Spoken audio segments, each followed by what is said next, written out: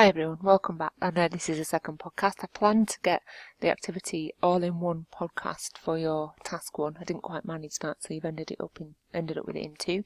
But these short podcasts only last for 15 minutes at a time, and it seems I'm pretty verbose and don't know when to stop talking. So let's move on and have a think about experimental design. And the reason why I'm outlining this is I think that a lot of you will be suggesting some sort of experiment. I know that a lot of you will be using correlational studies or qualitative. I think these are a little bit less contentious in terms of setting up the study, or a little bit easier to understand than experimental design. And so I'm going to outline experimental design a little bit more, just to give you some of the terminology and how you might use it in your report. So obviously the first thing that we want to consider, and we thought about this in our first lecture on this module, is within and between designs. I think I outlined at the time that preferably as psychologists we prefer a within participants design because it reduces participant variability across the conditions, which means that there's less noise in your data.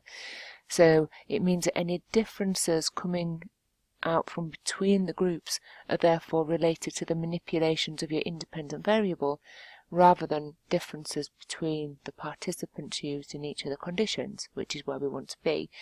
Sometimes we can't do that, and I think we talked about some of the reasons why we couldn't do that in our first session.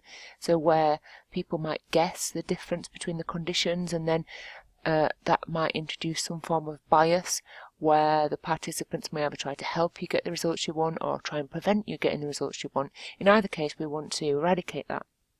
So if we think that there's potential for participants to spot the difference between our conditions, then we really do need to use a between groups design.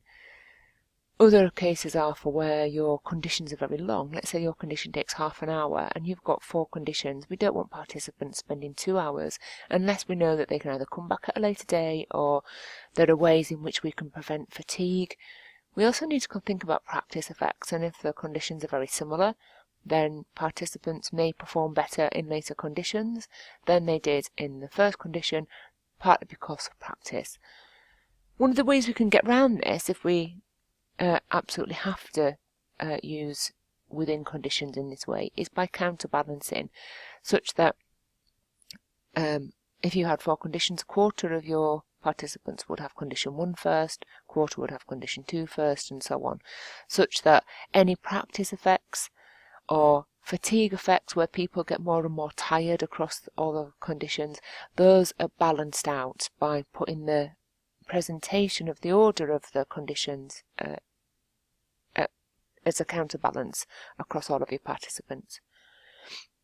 I know that when I set this proposal that I outlined to you that you could be quite inventive, quite creative, because you don't actually have to carry this research out. So whilst you might suggest a very innovative, exciting area to research because you know you don't really have to do it, what we want you to do as part of the proposal is to acknowledge the constraints. And this is true whether you do correlational, qualitative, experimental, field studies, observation, whatever it is you plan to do. We want you to acknowledge the constraints on what you're doing. In experimental design, these will be around the artificiality of this testing situation and the ability to isolate any specific behaviour of interest. Some of these may also be about being able to operationalise the variables. By operationalise variables, I mean explain how you're going to manipulate and measure them. And how we manipulate and measure them might seem quite artificial, and that again might come back to being one of the constraints of the study. So make sure you cover all these when you go through your proposal, because you need to be data-led. You need to make sure that when you're putting together your proposal that you're going to actually get analysable data. Now, we're going to have a session later on in the year with me where we'll look at what it means to get data that might not be analysable and how you might manage that. Rather than falling into this trap of thinking afterwards, oh God, what am I going to do with this data? It's good to think about that data up front. So we think about the different data types. So obviously with qualitative data you get some kind of text data. So even if it's a video recording, you would eventually type that up and it will become text for thematic or discourse. Of the numeric data type, We have interval or ratio data, which is suitable for parametric tests, the sort that you're doing on, or will be doing next semester for your research methods, for your stats module actually, wrong one. And so this is data that's analysed normally using things like ANOVA, t-test, regression and so on, or correlation.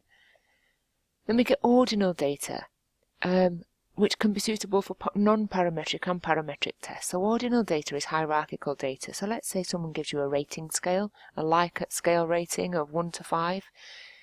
Now, it's still a number. We're still rating it or as 1 to 5. So if someone said, how much do I like ice cream? And I say 5, then it's still a number that we can use in a parametric sense. But it's a bit of an odd one, is nominal data, because actually I don't know if my 5 means the same as your 5. So if you say I like ice cream, how much do I like ice cream, and we both say 5, I still might like it more than you. So 5 isn't a great indicator actually of how much I like ice cream. It only shows me relative to my perceptions of the lowest position, which isn't exactly interval data. But for the purposes of your psychology proposal for RIAD, I'm quite happy for you to suggest parametric analysis of ordinal data. But I'm sure that in your stats sessions next semester, some of the limitations with this will be outlined to you further. And then we have things like nominal data, categorical data, which is only suitable for non-parametric tests like chi-square and so on. So these are sort of frequency measures. So if you're doing an observation study, for example, you might look at the number of children who have played tag, if you're looking at a play study, or the number of children who are standing in groups of more than 4 children in the playground, or other things. So these are categories of behaviour rather than a score or a rating, and therefore they need to be analysed a little bit differently.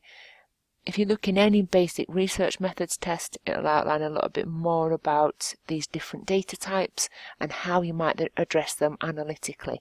So when you start thinking about your study and you put together questions, think about the data that will come out of this, how you're going to analyse it. As I say, there's plenty of reference sources to go through and think about this in a bit more detail. Okay, I want you to pause the video again. And I want you to think about this time about the issues in some of the ethical terms that I've put here in relation to carrying out research with children. Now, you know that I've set this task to carry out a research proposal that's developmental. And so most of you are going to suggest it's with children. Now, I want you to think about the terms here in relation to children, because I think that if you can get it right, get ethics right for children, in your proposal, you can get ethics right for adults as well. So pause the video for 10 minutes and think about some of the key issues you might find when researching with children about that relates to the 3 terms below. See you in 10 minutes. Okay, so hopefully you've got quite a few things down here. So some of the things that I thought about was, for informed consent, how do we actually inform children? How do we ensure that they understand enough about what they're about to do, that they can truly be informed about the consent that they're giving? And even when they give consent, how do we really know they're happy to participate and not just trying to please us, that they actually want to take part in the experiment? So we talked a little bit before about consent and assent. So consent is what we get from their parents, who are their gatekeepers. So we have the school's consent. Children can't really give consent as such because they can't give it in a written format in the first place. The second is around children being considered too young to consent. However, they can give assent, and this is usually verbal, given to the researcher before the start of the research. And we need to think about these issues when we're research with children. Deception is an issue because kids trust adults. They trust them not to lie to them. They don't really understand why you would want to deceive for research. They don't have as much of an understanding about the nature of research as we do, and we could potentially damage children's perceptions of adults if we do lie to them. Obviously harm, I've put some examples there. So if you're doing 2 testing groups and they're receiving an intervention that should have positive outcomes and one group's intervention isn't working, then ethically we have a duty to ensure that both groups get that beneficial intervention. Equally, if one seems that it's detrimental, we need to stop that straight away. Other things are around interviewing children who've experienced traumatic or upsetting events and whether we really should be asking them to talk about these again, because it might indicate some kind of re-traumatization. I'm sure you came up with lots of other things as well, as the ones I've outlined here, but time's ticking, so we need to move on. General writing advice here. Don't assume when you're writing up your proposal that your reader knows more than you. They don't. You are the one who's gone away and researched this area. You are one who's putting this proposal together. You have to write from an expert point of view. So,